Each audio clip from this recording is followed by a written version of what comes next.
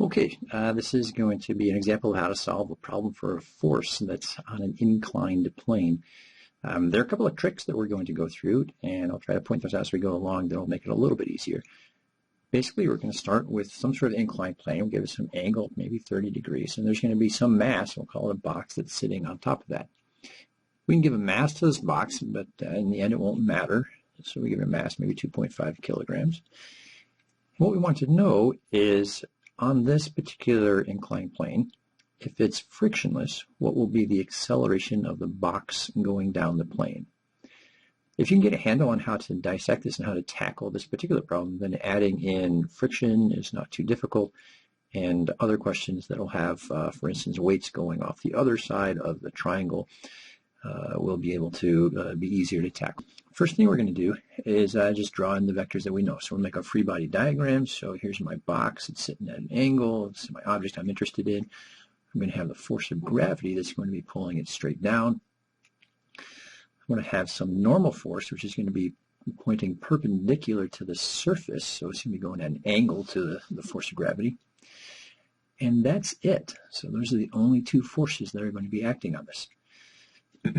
What we want to do is be able to figure out what is the force of gravity, or the fraction of the force of gravity that's pulling that down the hill. If we can find that fraction of the force of gravity that's going down the hill, then we can use the mass and figure out what the acceleration of that block is going to be going down the hill.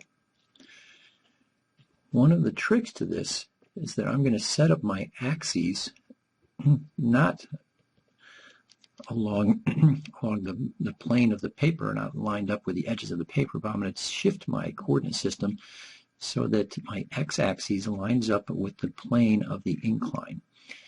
This allows me to then line up the normal force with the y-axis, and really what I'm trying to find in this case now, I'm trying to find what fraction of gravity is going in the x direction, what fraction is going down the hill. So I can separate my force of gravity into two components. One component would be equal and opposite to the normal force, which would be useful if I was dealing with friction, and the other component is going to be the one that's going down the hill.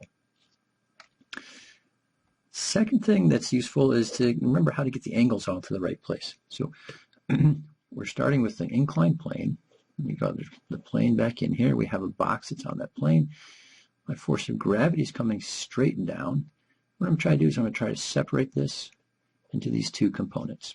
I know this angle here is 30 degrees, and you can use geometry to figure this out, but you'll end up having this angle inside here also be 30 degrees. Right, so when I blow this up, my force of gravity is coming straight down. I'm going to have a triangle. Notice where the right angle is in my triangle. It's in this bottom corner, and this angle up here is going to be 30 degrees. Now I can calculate the force of gravity, and I have an angle, so I should be able to find the other components of this triangle. Hopefully you remember that the sine is going to be my opposite over my adjacent, or it's going to be the force going down the hill divided by the force of gravity. I can simplify this to say the force going down the hill is going to be equal to the force of gravity times the sine of the angle that I'm interested in. So this force down the hill, now I can solve for acceleration. Before I do that, though, I'm going to do what's really useful in physics is to work everything out before you plug any numbers in, because interesting things happen. So my force going down the hill, I can simplify this.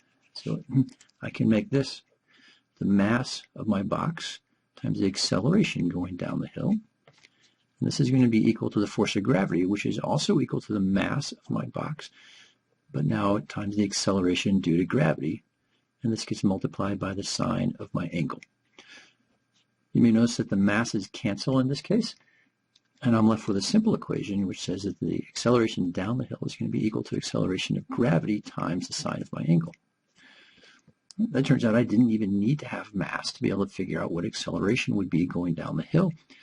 It's just going to be a fraction of acceleration due to gravity based upon my angle. So now I can plug in numbers. Acceleration down the hill is going to be 9.81 meters per second squared times the sine of 30. Sine of 30 is 0.5, so I can do this math without too much trouble. I'm going to end up with an acceleration of 4.9 meters per second squared. That's the acceleration down the hill. So key things to remember. So first thing, you want to rotate your coordinate system so that you can end up having a more convenient coordinate system to work with, and separate the angles. Helps you line up the normal force. Second thing to remember is to get the angle in the right place. So I'm making a triangle that's different from the triangle that I started with.